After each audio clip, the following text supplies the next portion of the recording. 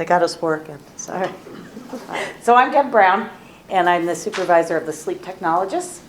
And I've been at the hospital for 30 years, but been in sleeps for about 19 now.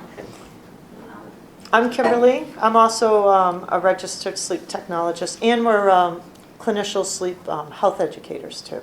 So, and I've been in sleep about 15, yeah, probably 15 years. So. Yep. So we like it. So everyone we like to sleep. So. What is it? Yeah. Thank Everybody you. likes to sleep, right? What is it? Yeah. So don't mind us. We're a little nervous. We don't talk a lot. Well, we do, but we don't usually do PowerPoint. So You two are so Yeah. wrong there. so go with us. Yeah. So why care about sleep? Oh, I didn't know you could see that. Yeah.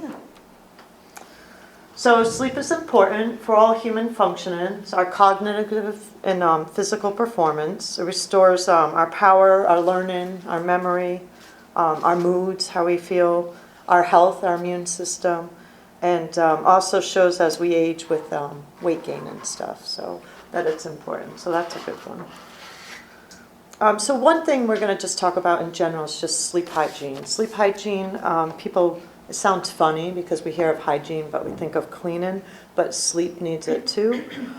So what is sleep hygiene? They have a big paragraph, but in short, it's just our sleep habits. What do we do before we get ready for bed? So we should have a routine for bed, especially people with insomnia. This is people that struggle to get to sleep. So what is good sleep hygiene? You should have bedtime. Adults should get 7 to 9 hours of sleep. Make sure your room's comfortable, your bed's comfortable. It is.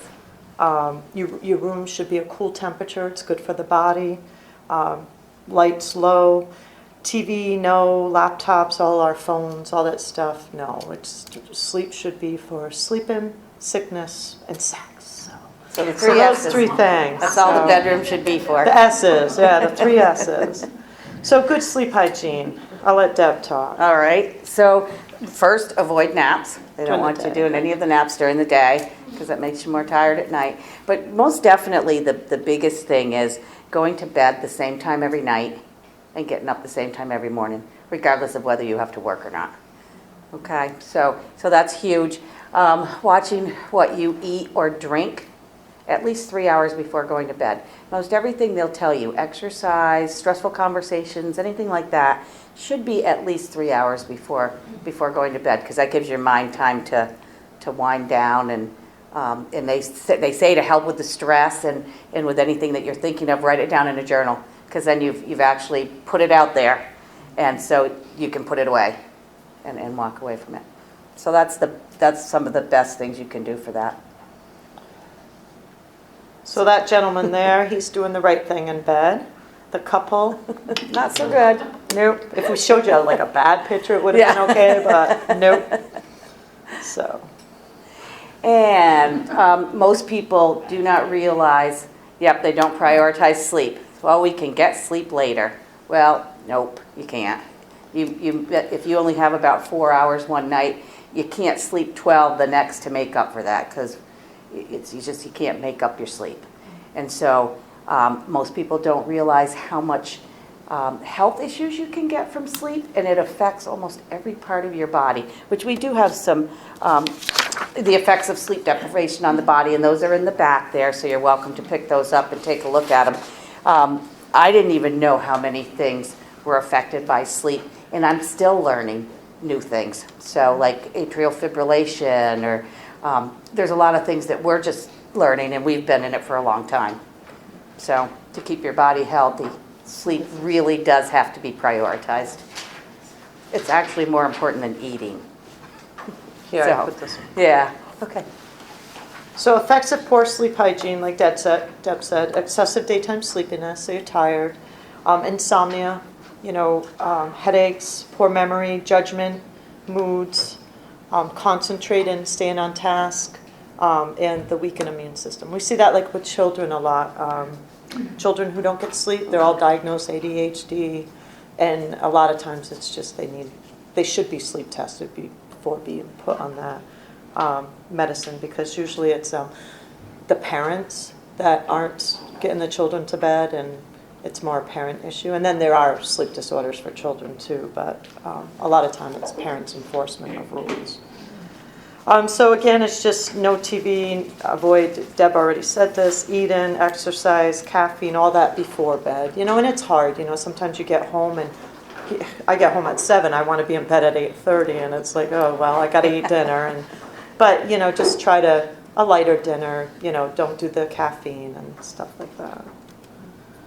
And then a bedtime routine, she looks nice and comfy. So a warm bath before bed is good for your body temperature. It's relaxing to go to bed when you're tired. So don't force yourself to go to bed. It's like, oh, it's 8:30. I have to be up at 7 tomorrow morning. I need to get to bed. It's not going to work. And a dark, comfortable, same thing, temperature.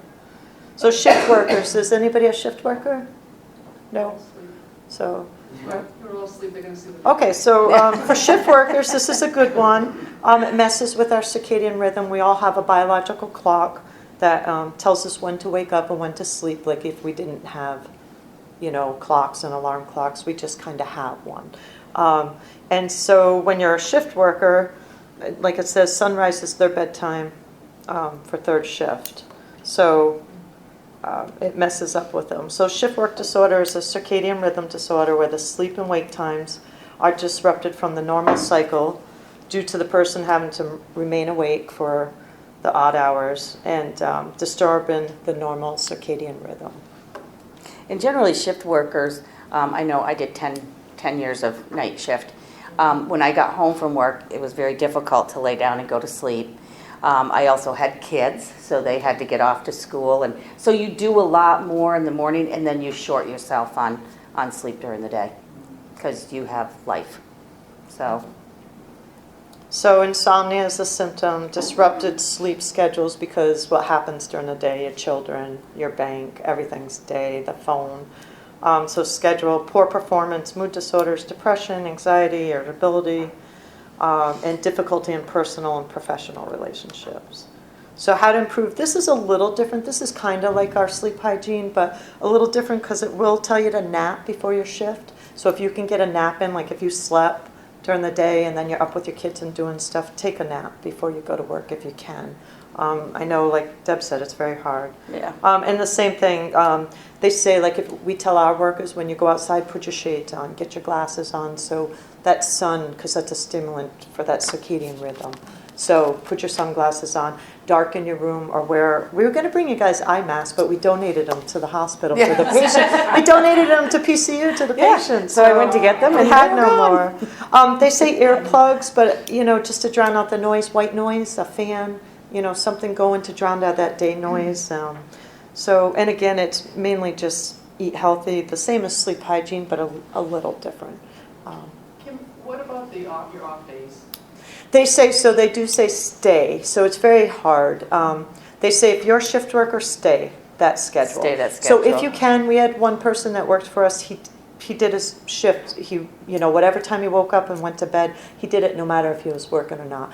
I couldn't, nor could she, so we flipped. But you should stay on the same schedule. But in reality, most people can't. Yeah, but life. Right. Ours wasn't so bad. We kind of had like a day to flip it. We did 3 nights, 3 12s in a row. And then we would sleep a little bit, if any, on our last day, and then go back to bed that night. So, but it is better to stay on the same. So, but reality in life. Yeah, it's hard. Yeah, it doesn't really let you. Any other questions about sleep hygiene? No, it's okay. No. And then we have an insomnia specialist here. We do. So we work with patients. We see a lot of people. And Stephanie Roach we send to for cognitive behavior therapy. Or she probably talks about sleep hygiene because that's big with them, I think. But sleep hygiene is really important for them, more so with having that bedtime, getting up. And elderly people, because they're retired. So they go to bed at 3 o'clock in the morning and they sleep in front of the TV all day long. They say they can't sleep. Well, don't sleep during the day and get up and get out. And so it is hard. So in the sleep center, we see a lot of different people come for a lot of different things. They're tired. That's the main one. And so what's causing it? And so we do sleep testing. We do overnight studies. And we do day testing too, to find out what they have. And the main things we see in the sleep center? Well, obviously, sleep apnea. Yeah, that's the biggest one. That's the biggest one. But we also see the insomnia, and that's why we send them to Stephanie. Some restless legs, where they just can't quiet those legs down even when sleeping. Rarely we'll see narcolepsy, but it's out there. Yeah, we see more hypersomnolence. Yeah. Like the tests show like like they slept all night perfect, and then we put them in a room during the day and we do a day test, and they fall asleep like this. Yeah, it's we give them like 4 or tired. 5 opportunities and they'll fall asleep in a 15-minute or a 20-minute time period. And that's after sleeping all night. Yeah. So, but not fitting the Narcolepsy. So, yeah. So we just have to, they're excessive, and so they need to follow up on that, because they could be driving down the road and fall asleep. So. What do they do for that? They have different medications that they give for that. Mostly, it's funny, Rutland, you give to children because they're hyperactive, but if people are excessively sleepy or have narcolepsy, it does the opposite with them. So it helps. It's like a stimulant for them. It's like a stimulant for them. So Provigil. yeah, Nuvigil.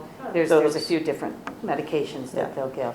Our doctor doesn't personally give out medications or prescribe medications. He refers them back to their primary care to take that because they have to be followed closely with that. So All right, so sleep apnea symptoms, snoring, choking, gasping, restless sleep, getting up to use the bathroom during the night, daytime sleepiness, fatigue. We have a lot of people that get into motor vehicle accidents, poor concentration, poor job performance. So we see a lot of that. Not everybody says they do all those, but most of the people, by the time they come see us, they probably already had this forever, because people are like, well, how many people have it? And a lot of Americans have it, but by the time they see us, we do get negatives, but it's rare.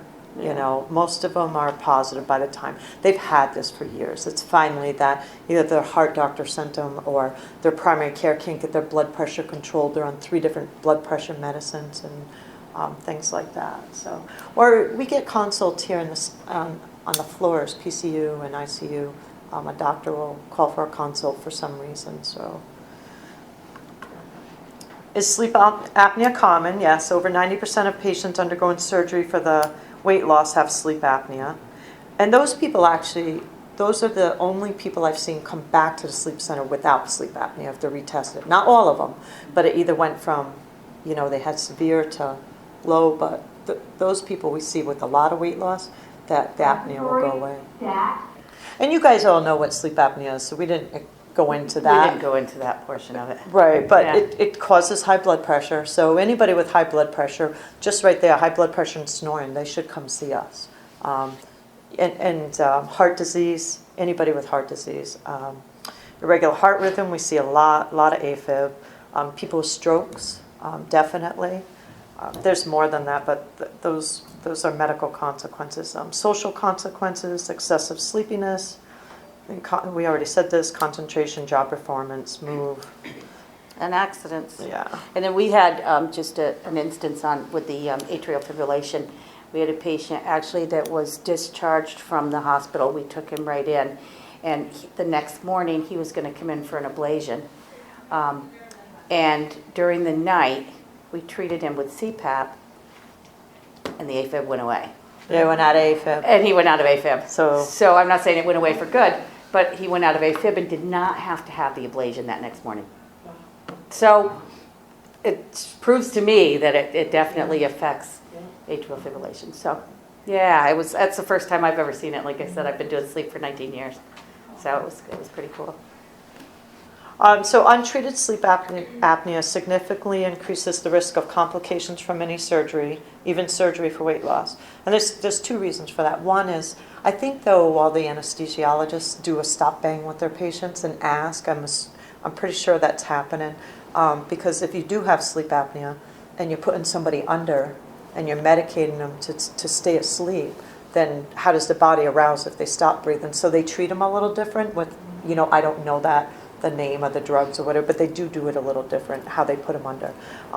And then during recovery, if they're all sedated up, and you got a patient, surgery went great, but now they're all sedated, well, now their apnea's kicked in, they're not on CPAP, and they don't wake back up. And so you hear codes. Endoscopy we get a lot. Not a lot, but you hear the codes in there, that's scary, but they're all sedated, and then they can't get them back, to come back, and most likely it was due to apnea.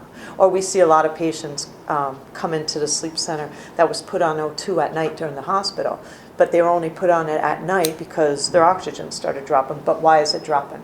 Why they're sleeping? It shouldn't be. It should be fine. But it's dropping because they're having the apnea. So when they get treated, most of the time their O2 is fine. Their airways are open and they don't it need the maintains. oxygen. They don't need the oxygen, but Yeah. and there are some people that need it. And then any type of bariatric surgery, I believe they make them come and do a sleep study first before doing it because of medication and everything else they put them on.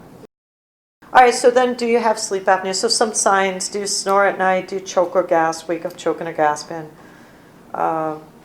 Your spouses, those are the people that tell you snore. And some people do just snore. That's okay. Sometimes it does arouse the brain, so that's when they should go see ear, nose, and throat to maybe see if they can, because you can't do PAP just for snoring. So upper airway resistance. But most of the time if they snore, they have apnea too. But not everybody. Yeah. I lost a mortgage payment on one. I bet a friend. I was like, your son has sleep apnea. I mean, yeah, I lost. But he was just a good snorer. So what if you have sleep apnea, sleep study? You would come to our clinic. You see our doctor. He evaluates you.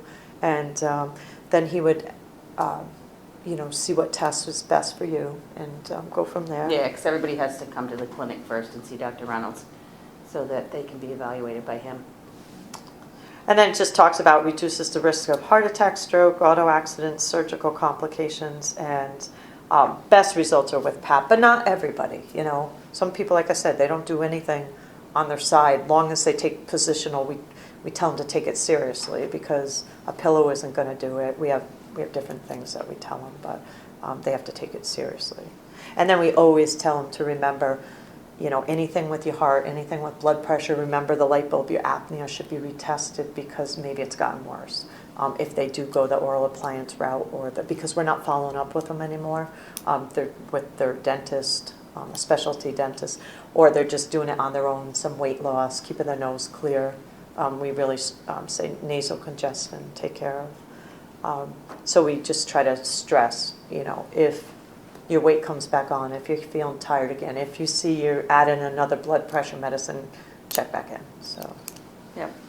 And with the clinic, Kimberly and I, because we became certified clinical sleep health educators, we see patients ourselves during the day, the ones that are having a hard time with adjusting to the CPAP machine, because it's new, you're getting a mask on your face and air down your throat, and so we emphasize to them that they not only have to reach out to their DME company, but they can reach out to either one of us, and either one of us is there every day. So you guys can answer that question, right? Where should you go? yeah, where should you have your sleep study? So you should come to us, but no, anywhere. Some people don't like to go where they work, so anywhere is good. But And then just why treat sleep apnea? One, you feel better. That's a big one. Medical expenses, huge, like the readmissions and stuff like that, just everything. If you're a diabetic, you're still going to be a diabetic, but then you get those people, they can't control their sugars due to their hormones are all over during the night from not getting sleep or lack of sleep or the sleep apnea and, uncontrolled sugar. That's a good one to come see us too. Or the blood pressure medications or the going in or strokes. Strokes are terrible. And that's it. That's the end of our